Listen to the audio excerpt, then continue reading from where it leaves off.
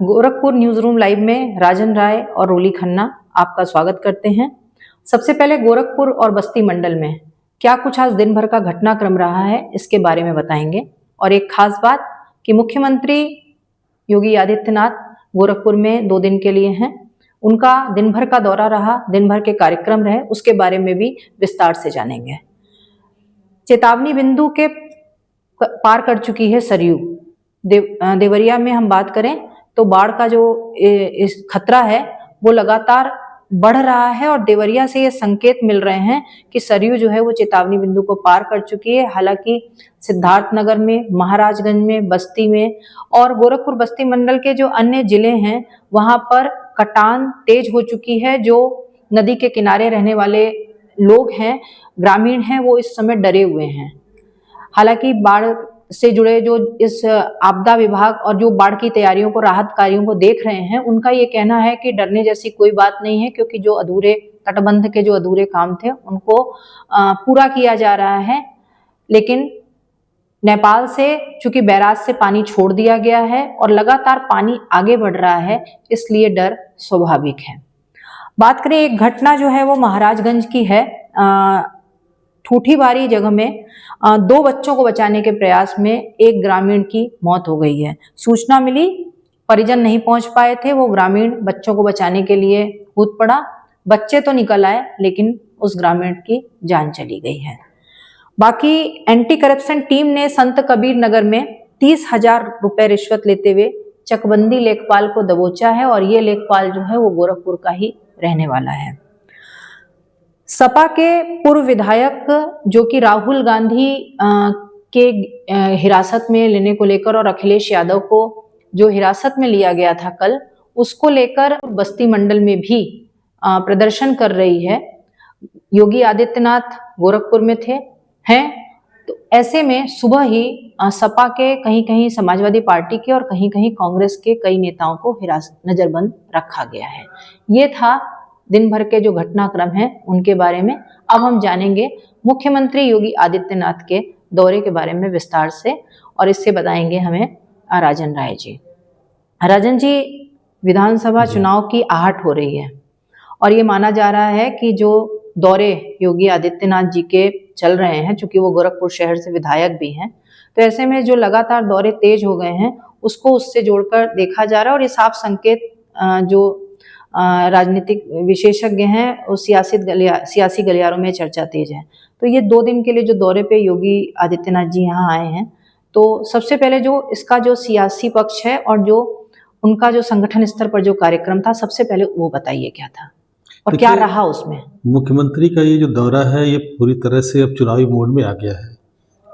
2 तरह की चीज़ें चल रही हैं। एक तो संगठन स्तर पे वो बूथ मैनेजमेंट को लेकर लगातार जोर दे रहे हैं, और दूसरे सरकार की उपलब्धियों को विकास के बहाने शिलान्यास और लोकार्पण करके एक संदेश दे रहे हैं। सही बात। जहाँ तक मुख्यमंत्री के इस बार के दौरे की बात है, आज सुबह ही उन्होंने 892 बूथ अध्यक्षों को संबोधित किया है और एकदम मजे हुए एक मैनेजमेंट गुरु की तरह हम कह लें, तो उन्होंने एक एक संवाद करके 15 बूथ अध्यक्षों से संवाद किया, एक एक मुद्दे पे बात की, कैसे उनको आगे चुनाव में क्या करना है, किस तरह से लोगों को जोड़ना है, कैसे सरकार की उपलब्धियों को जनता तक पहुंचाना है और जनता की फीडबैक लेके कैसे हम संगठन स्तर पे ले जाएंगे। इन सारे मुद्दों पर उन्होंने लगभग 1.25 घंटे की बातचीत में कही है। थोड़ा सियासी पक्ष पे और बात कर लेते हैं, फिर आगे बढ़ते हैं। ऐसा कहा जा रहा है कि उन्होंने इस दौरान कांग्रेस और समाजवादी पार्टी पर भी करारा हमला बोला है और कहा है कि उसको लेकर के उनको एक चेताने वाले लहजे में और उनके कुछ उनको कहा है कि भविष्य की जो अतीत में वो जो करते रहे उनको क्या कहा है, हम ये भी थोड़ा जानना चाहेंगे हमारे पाठकों को और व्यूअर्स को बताइए। ये पूरे चुनाव को लेकर इन्होंने एक संदेश दिया है कि पिछले लोकसभा चुनाव का उदाहरण दिया कि कैसे संविधान में आरक्षण को समाप्त किए जाने की एक साजिश चल रही है। इसको अफवाह फैलाकर जनता के बीच विपक्ष ले गया और भाजपा के लोग उसकी काट नहीं कर पाए। इससे उन्होंने कहा कि इस बार सपा और कांग्रेस से हमें सतर्क रहना होगा, इस तरह की अफवाहें फिर आ सकती हैं और जैसे ही अफवाह आए आप सोशल मीडिया के जरिए तत्काल उसकी काट करें। तो ये था कि कांग्रेस और सपा झूठ का नैरेटिव फैला रही हैं और फैलाने के लिए सैफई सिंडिकेट सक्रिय रहा है, ये ऐसा योगी आदित्यनाथ ने कहा है। और आगे हम बढ़ते हैं, जो अगला उनका कार्यक्रम जो कि विकास परियोजनाओं की सौगात देने जा रहे हैं वो गोरखपुर के लोगों को, उसके बारे में जानेंगे। सबसे बड़ी जो गोरखपुर बदल रहा है हमारा, विकास के पथ पर बढ़ रहा है, तो विकास के क्रम में एक बहुत बड़ी सौगात देने जा रहे हैं जो 6 लेन फ्लाईओवर है। इसके बारे में, इससे क्या बदलाव आएंगे, ये 6 लेन फ्लाईओवर का क्या महत्व है, गोरखपुर ही नहीं इससे जुड़े अन्य जो ये जहां जहां ये रास्ता जाता है, ये फ्लाईओवर जाता है, उसके लिए थोड़ा इस पे प्रकाश डालिएगा। किसी भी शहर के आधारभूत संरचना और विकास को लेके सबसे जरूरी है कि रोड कनेक्टिविटी, और लगातार गोरखपुर में आप देख रहे होंगे कि 6 लेन बना है और इसके पहले 8 4 लेन का शिलान्यास लोकार्पण वो कर चुके हैं। इस बार ये गोरखपुर शहर का पहला 6 लेन फ्लाईओवर है जो टीपी नगर से लेके पैडलेगंज के बीच तक उतर रहा है। इससे एक बड़ी समस्या सॉल्व होने जा रही है जो जाम की है। रहते हैं 3 ऐसे पॉइंट हैं, टीपी नगर, रुस्तमपुर और महवा मंडी, जहाँ पे बहुत ज़्यादा भीड़ होती है और आवागमन बहुत ज़्यादा है।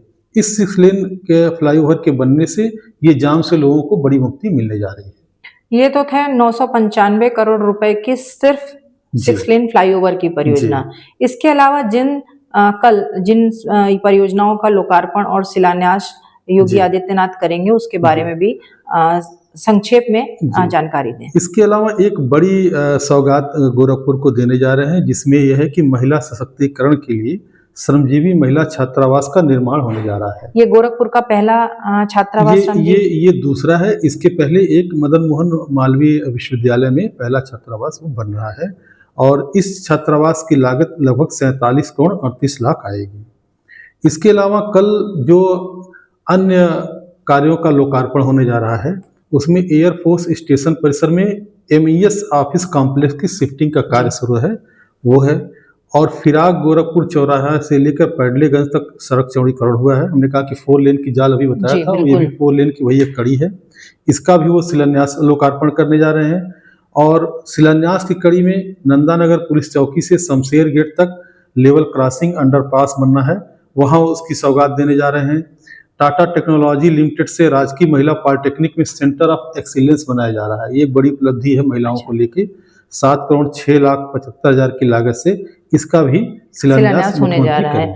अब चलिए, हमारा न्यूज रूम लाइव का जो समय है वो लगभग खत्म होने को है। हम चलते चलते चाहेंगे कि इस बारे में भी चर्चा हो जाए जो समीक्षा बैठक योगी आदित्यनाथ ने की है, जिसमें उन्होंने जल भराव को लेके कुछ निर्देश जारी किए हैं, उसके बारे में भी चलते चलते हमारे व्यूअर्स को, हमारे पाठकों को बताएं। बिल्कुल, आज उन्होंने समीक्षा बैठक में पिछले दिनों बारिश में गोरखपुर के 4-5 स्थानों पे जल भरा हुआ था, एक पॉइंट की उन्होंने जानकारी ली और उन्होंने साफ स्पष्ट निर्देश दिया है कि जो भी व्यवस्था करनी है आप कर लीजिए, अगले बारिश में जल भराव नहीं होनी चाहिए। अगर लापरवाही हुई तो हम कड़ी कार्रवाई करेंगे। इसके बाद इस समीक्षा बैठक के बाद मुख्यमंत्री ने गुरधैया नाला में जाकर निरीक्षण किया और ये भी बताया कि इसके बनने से कितना लाभ इस इलाके को, बड़ी आबादी को होने जा रहा है।